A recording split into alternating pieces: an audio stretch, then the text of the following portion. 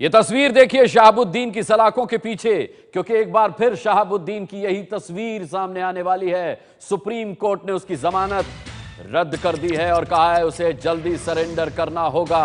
साफ तौर पर जिस वक्त शहाबुद्दीन जमानत पर बाहर था, उस वक्त एबीपी न्यूज पहुंचा था सीवान। आइए आपको दिखाते हैं सीवान में शहाबुद्दीन के खौफ की पूरी कहानी। सीवान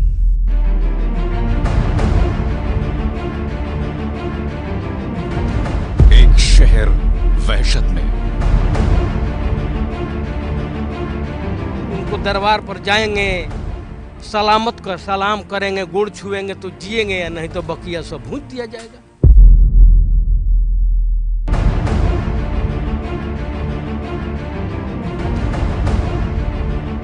अनगिनत दास्तानें अन्याय की। दो बच्चों को तो मारा गया, लेकिन तीसरे बच्चे को मार देने के बाद हमारी जिंदगी में वैसा परिवर्तन आया कि लगा कि हमारी मौत हो गई। पता नहीं हम लोग का क्या होगा बाबू, भगवान जाने। अफरा तफरी, उसे दूसरा केस फंसाया जा रहा है। ये कुछ लोग हैं जो उनसे जलन और आपसी रंजस के कारण ये चीज हो रहा है। और सियासत। डर खौफ से पलायन की स्थिति हो गई है और शहाबुद्दीन को जेल के साथ साथ शहाबुद्दीन को फांसी पर चढ़ाने की जरूरत है। मेरे पीछे है लोकनायक जयप्रकाश नारायण अंतर्राष्ट्रीय एयरपोर्ट। जयप्रकाश नारायण न सिर्फ पटना के बल्कि देश के लोकनायक थे। अन्याय और भ्रष्टाचार के खिलाफ लड़ाई के एक बड़े प्रतीक थे। विडंबना देखिए कि यहां से अब मैं रुख करने वाला हूं सीवान का। सीवान जो कि शहाबुद्दीन का गढ़ है, जो एक जमाने में जंगल राज का प्रतीक हुआ करता है। तो आइए रुख करते हैं सीवान का।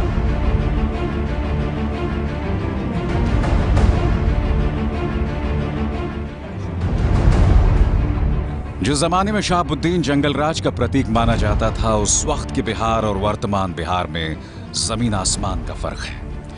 मगर वो वक्त 10 साल पहले का था जब शहाबुद्दीन आजाद था। आज वो फिर रहा है, बशर्ते बेल पर। मगर एक पूरे शहर में इस बात को लेकर कशमकश है। सीवान बिहार के किसी दूसरे शहर की तरह ही है। यहाँ ट्रैफिक है, दुकानें हैं, लोग इतने कि कंधे से कंधे टकराते हैं। मगर इतने शोर के बावजूद लोग यहां खामोश हैं। तो यह है सीवान का एक व्यस्त दिन। आप देख सकते हैं जबरदस्त चहल पहल है। बाईं तरफ ट्रैफिक रोजमर्रा की तरफ, और यहां दाईं तरफ दुकानों का रेला है। आम दिन है, कुछ बदला नहीं है रोजमर्रा की तरह। बदल यह गया है कि करीब 10 साल बाद मोहम्मद शहाबुद्दीन जो हैं वो रिहा हो गए हैं। रोजमर्रा की जिंदगी लोगों की कैसी बदली, हमारे साथ तमाम लोग मौजूद हैं। कहे या कल कुछ हो सकता है, तो आदमी कुछ कह नहीं सकता है। क्या नहीं कह सकते? उनके बारे में कुछ नहीं कहा जा सकता है। आज कह दे या न्यूज में आ जाए और कल कुछ हो जाए तब कौन जिम्मा लेगा? कौन जिम्मा ले सकता है? जिम्मा ले सकता है? सारा सिस्टम में वही है। हाँ, आपको भी लगता है सारा सिस्टम है वो? या मुसलमान हिंदू की दुकान में बैठकर नाश्ता करता है सहज अंदाज में, मगर शहाबुद्दीन को लेकर एक असहजता अचानक आ जाती है। साल तक मोहम्मद शहाबुद्दीन जेल में थे, अब वापस आ गए हैं। उसका क्या असर पड़ा है यहाँ पर लोगों पे? ठीक ही है, जो चल रहा है ठीक ही है। तो क्या लोगों में किसी तरह का भय ऐसा कुछ है क्या? नहीं, अभी तक कुछ नहीं दिखाई पड़ रहा है भय का। संकोच को आप यहाँ महसूस कर सकते हैं लोगों में। बात खुल के नहीं करना चाहते उनके बारे में, और समझना मुश्किल नहीं। और भी लोग हैं। बहन जी, आप लोग बात करेंगे? नहीं? आप लोग यहाँ के स्थानीय हैं? हाँ? यहाँ पर ऐसा लगता है लोगों के पास शब्द नहीं है, कुछ कहना नहीं चाहते हैं, संकोच है, क्या डर है, इसका फैसला आप खुद भी कर सकते हैं। हमारा सामना होता है शहाबुद्दीन के स्वागत में एक विशाल बैनर से। इसे क्रूर मजाक ही कहा जाएगा कि इस बैनर के ठीक सामने चंदा बाबू और कलावती का घर है। इनके 2 बेटों को तेजाब से जलाकर मार देने के मामले में शहाबुद्दीन दोषी है। तीसरे को भी गवाही देने से ठीक 3 दिन पहले गोलियों से भून दिया गया था। लकवे की शिकार कलावती बिस्तर पर खुद को घसीटती है, मेरी मदद के लिए उठे हाथ को भी नजरअंदाज कर देती है। 3 बेटों को खो देने के सामने यह तकलीफ तो बहुत छोटी है। चंदा बाबू, अब जबकि मोहम्मद शहाबुद्दीन रिहा हो गया है, तो किस तरह से आपकी जिंदगी में किस तरह का परिवर्तन आया है? हमारे ज़िंदगी में परिवर्तन तो उसी वक्त आ गया जिस वक्त जो है हमारे दो लाल को तो मारा गया, 2 बच्चों को तो मारा गया, लेकिन तीसरे बच्चे को मार देने के बाद हमारी ज़िंदगी में वैसा परिवर्तन आया कि लगा कि हमारी मौत हो गई, अब जिंदा हम नहीं रहेंगे, अब वह भी हमें मार डालेगा, वह भी हमें भी मार डालेगा। क्योंकि उसके दिमाग में एक ही चीज़ थी कि इसको भी मार दिया, और उसने कहा भी था कि अपना मकान लिख दो। अब बताइए कि भला हम फ़ोन से हम पूछे थे कि हजूर मकान लिख देंगे तो हम रहेंगे कहाँ, तो बोला कि हमको उससे क्या मतलब है। बेल पर रिहा हुआ हो तो फिर वही आतंक करेगा जो पहले करता था, दूसरे का घर लूटेगा, दूसरे का बच्चों और पति को मारेगा, और क्या करेगा। वही नहीं उसकी मंशा है कि किसी का जमीन हार पे, किसी का कुछ करे। मुझे अपने वाहियात सवाल पर अफसोस था। मैं उस बुजुर्ग दंपत्ति को बेबसी से देख रहा था। उनकी आशंकाएं, डर, सब सामने था। ये बताइए कलावती देवी जी, आपका एक और बेटा है, उसकी सुरक्षा को लेकर आपको चिंता होती है? जी होती है, वो तो विकलांग है, अपना काम किसी तरह कर लेता है। हम लोग का भी वही सहारा है, वो भी नहीं रहेगा तो हम लोग का कौन सा घर द्वार है, कहाँ हम लोग कैसे रह रहे हैं भगवान जाने। हमारी भी तबीयत ठीक नहीं है। चंदा बाबू और कलावती को उनके 3 बेटों की तस्वीरों के साथ हम छोड़ देते हैं। उनका दर्द तो कम नहीं होगा, मगर इस उम्मीद के साथ कि उम्र के इस पड़ाव में उन्हें न्याय जरूर मिलेगा। इस बीच शहाबुद्दीन के दरबार में हलचल तेज हो गई है। प्रतापपुर, जो शहाबुद्दीन का जन्म स्थान है, आज किसी दरबार सा लगता है। मकान में शहाबुद्दीन इस वक्त अपने समर्थकों से घिरे हुए हैं। काफी कोशिशों के बावजूद मोहम्मद शहाबुद्दीन इंटरव्यू के लिए तैयार नहीं। समर्थकों का कहना था एबीपी न्यूज ने साहब को गलत ढंग से पेश किया था। मुझे अचानक चंदा बाबू और कलावती की याद आई। उनके शब्द मेरे कानों में अब भी गूंज रहे थे। वो भी हमें भी मार डालेगा। 2 बच्चे जो हमारे हीरा मोती थे ले गया, जो जुगनू था तीसरा लड़का उसको ले गया। अब एक विकलांग लड़का फूटी कौड़ी हमारे पास है।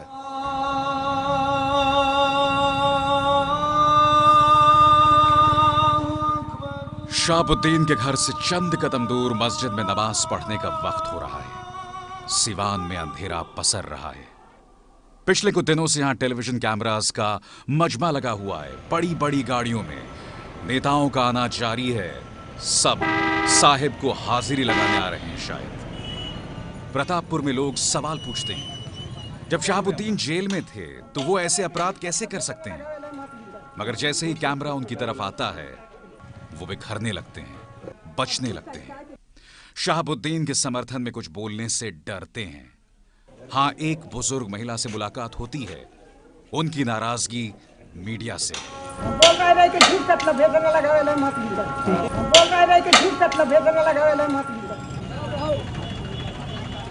शहाबुद्दीन के घर से कुछ दूर लोगों का मजमा लगा हुआ है। माहौल में जबरदस्त तनाव है।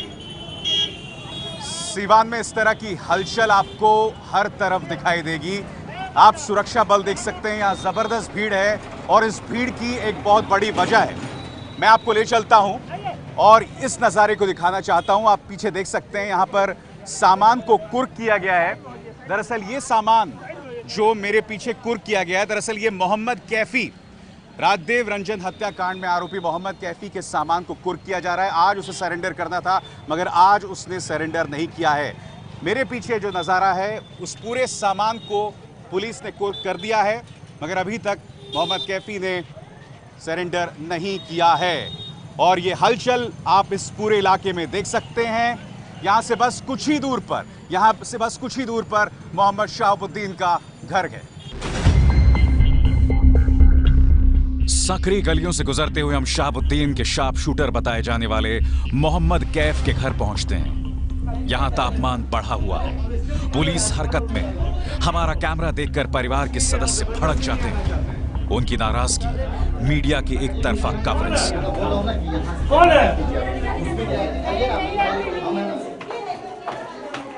पूछ लीजिए, हम जबरदस्ती नहीं आना चाहते हैं।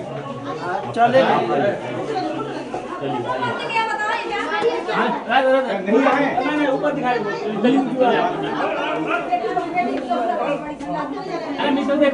जबरदस्ती नहीं है ना, अगर लेकिन मना कर हम समझाते हैं कि हम सिर्फ उनका पक्ष जानने आए हैं। हमें एक कमरे में ले जाया जाता है। मोहम्मद कैफ के ढेरों इनाम और कीर्तिमान दिखाए जाते हैं। वो कहते हैं, ऐसा शख्स अपराधी हो सकता है भला?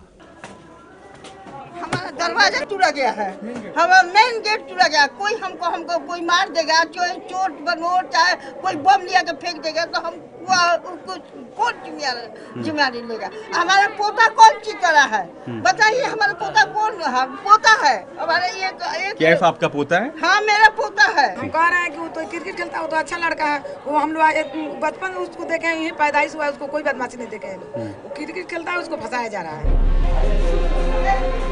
हमें ये भी बताया जाता है कि कैफ की तो मोदी सरकार में मंत्री मुख्तार अब्बास नकवी और कॉमेडियन राजू श्रीवास्तव के साथ भी तस्वीरें हैं। तो क्या ये सब गुनहगार हैं? बहरहाल कैफ फरार है। उनका परिवार सदमे में है और सीवान शहाबुद्दीन के लौटने के बाद असमंजस में। सीवान जिले में आता है जीरादेई, देश के पहले राष्ट्रपति राजेंद्र प्रसाद का जन्म स्थान और इत्तेफाकन वो जगह जहां से मोहम्मद शहाबुद्दीन ने अपना पहला चुनाव भी जीता था। जीरादेई की खासियत सिर्फ ये नहीं है कि यह देश के पहले राष्ट्रपति डॉक्टर राजेंद्र प्रसाद का जन्म स्थान है। दरअसल ये प्रतीक है भारत के संवैधानिक गरिमा की भी, क्योंकि भारत के संविधान के बारे में अक्सर बहुत सी बातें कही जाती हैं। कहा जाता है कि देश में लोगों के मानवाधिकार, देश में धर्मनिरपेक्षता, इन तमाम चीज़ों की रक्षा भारतीय संविधान में होती है। अब आप पीछे मेरे इस भवन को देखिए। इस भवन में कूट कूट कर इतिहास है। मसलन अगर आप आएं और यहां पर पढ़ें, यहां पर कि इसी जगह पर दरअसल महात्मा गांधी बैठे थे एक वक्त में। जैसा कि लिखा भी हुआ कि पूज्य महात्मा मोहनदास करमचंद गांधी इस स्थान पर रविवार पौष शुक्ल चतुर्दशी में बैठे थे। संध्या में बाकायदा वक्त बताया गया था कि किस वक्त से किस वक्त तक वो यहां पर ठहरे थे। सबसे बड़ी विडंबना ये कि इस जगह ने देश को उसका पहला राष्ट्रपति दिया। और डॉक्टर राजेंद्र प्रसाद के बाद अगर कोई बड़ा सियासतदान यहां से उभर कर आया तो वो था मोहम्मद शहाबुद्दीन। और यही वजह है कि हम बार बार कहते हैं कि भारत विडंबनाओं का देश है। एक तरफ डॉक्टर राजेंद्र प्रसाद तो दूसरी तरफ मोहम्मद शहाबुद्दीन। यहां भी बस वही खौफ और संकोच, मगर कुछ ऐसे भी लोग थे जो नाराज थे। उसका नाम से हम लोग डर गए हैं कि अब खाना तक अच्छा हम लोग को नहीं लगता है कि अब कैसे जान बचेगा। हैं? उनको दरबार पर जाएंगे, सलाम करेंगे, गोड़ छुएंगे तो जिएंगे, या नहीं तो बकिया सब भूंज दिया जाएगा। एक लाइन से खत्म हो जाएगा। यही नरसंहार यही हुआ था जीरादेई में, वही कराए थे। मुझे उम्मीद है कि ये आशंकाएं निराधार साबित हुआ। हमारे यहाँ पे कई युवा भी हैं, आप कुछ कहना चाहेंगे इस पर? क्या डर है या कोई विचार नहीं है इस पर? हाँ, डर है हम लोग को। डर है। युवाओं में जब डर होता है ना तो अपने आप में बहुत बड़ी त्रासदी होती है। और ये प्रशासन पर अपने आप में टिप्पणी कर रहा है। आप कुछ कहना चाहेंगे? बोल चुके हैं। हाँ? बोल चुके हैं। आप भी नहीं कहना चाहते इस पर? नहीं, कुछ नहीं। और एक कठोर संदेश राज्य के मुख्यमंत्री नीतीश कुमार के लिए, हमारे साथ विश्वासघात क्यों? पहली गलती और आखिरी गलती नीतीश जी ने कर दी है। जी। और आपको लगता है कि जीरादेई उसके लिए माफ नहीं करेगा नीतीश जी? नहीं करना चाहिए। आप क्या कहना चाहेंगे इस पर? बस जो बोले वो भैया है, ये है तो हम लोग एकदम अपना थी हैं। नीतीश जी ने आपको लग रहा है गलती की है? बहुत बड़ा गलती कर दी है। हम लोग तो भाई नखुश हैं। हम लोग नीतीश का एकदम फेवरेट है। हम लोग नीतीश के एथनिक बहुत हैं हम लोग। यदि इतना गलती किया है कि यदि वो आज इलेक्शन हो तो एक सीट भी नहीं मिलता नीतीश को। आज तरह के क्षणिक आवेश में कई लोग कई बातें कहेंगे, लेकिन अंततः उनको कानून के शासन पर भरोसा है और नीतीश कुमार जी के नेतृत्व में उनकी आस्था है। जी हाँ, मुख्यमंत्रियों को परिस्थितियों का मुख्यमंत्री बताकर ही सीधी चुनौती दी थी शहाबुद्दीन ने। आज बीजेपी कह रही है, देखा हमने कहा था ना। नीतीश कुमार और लालू प्रसाद जी मिलके राज्य में ऐसा माहौल बनाना चाहते हैं कि फिर से अपराधियों का बोलबाला हो, अपराधियों का आतंक हो, अपराधियों का राज हो। इसीलिए शहाबुद्दीन को जेल से बेल दिलवाया गया राज्य सरकार के द्वारा, मैनेज्ड बेल। लोगों में खौफ नहीं है, भय नहीं है, चिंतित हैं लोग कि कहीं उस तरह का माहौल ना आ जाए।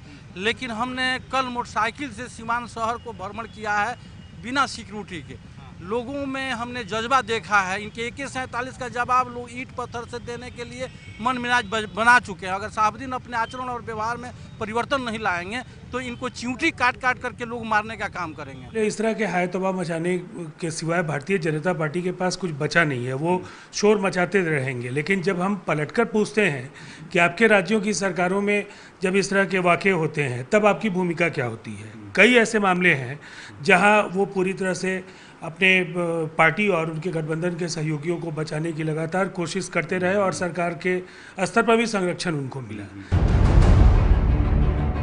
सवाल सिर्फ शहाबुद्दीन द्वारा मुख्यमंत्री को चुनौती दिए जाने का नहीं है। सवाल ये भी कि क्या इसे महज अदालती कार्रवाई बताकर नीतीश कुमार बच सकते हैं। सच ये है कि बिहार के कई इलाकों में इसे मुख्यमंत्री नीतीश कुमार की सुशासन बाबू की छवि के लिए बड़े झटके के तौर पर देखा जा रहा है और इसे समझना मुश्किल नहीं। शहाबुद्दीन एक जमाने में जंगल राज का प्रतीक था। वो बेशक बदल गया हो, मगर एक हकीकत अब भी बनी हुई है कि वो अब भी राष्ट्रीय जनता दल का एक नेता है। अगर मुख्यमंत्री नीतीश कुमार खुद को सुशासन बाबू के तौर पर पेश कर पाए हैं तो मोहम्मद शहाबुद्दीन जंगल राज के प्रतीक हैं। मामला इसलिए भी पेचीदा हो चला है कि लालू प्रसाद यादव शहाबुद्दीन के तंज पर टिप्पणी करने से बच रहे हैं। उधर सीवान की जनता आशंकित हैं। मामला पेचीदा हो चला है और बीजेपी को एक राजनीतिक मौका दिखाई दे रहा है।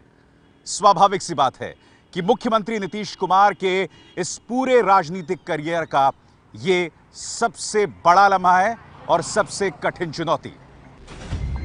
और हाँ नीतीश जी, चंदा बाबू की इस गुहार को जरूर सुनिएगा। अब सुप्रीम कोर्ट पर हमारी उम्मीद लगी हुई है, सुशासन बाबू पर हमारी नजर गड़ी हुई है। पता नहीं लोग हमारे लिए क्या करेंगे। कैमरामैन राजेश के साथ अभिसार शर्मा, ABP न्यूज, सीवान। तो सीवान में शहाबुद्दीन के खौफ की पूरी कहानी देखी आपने।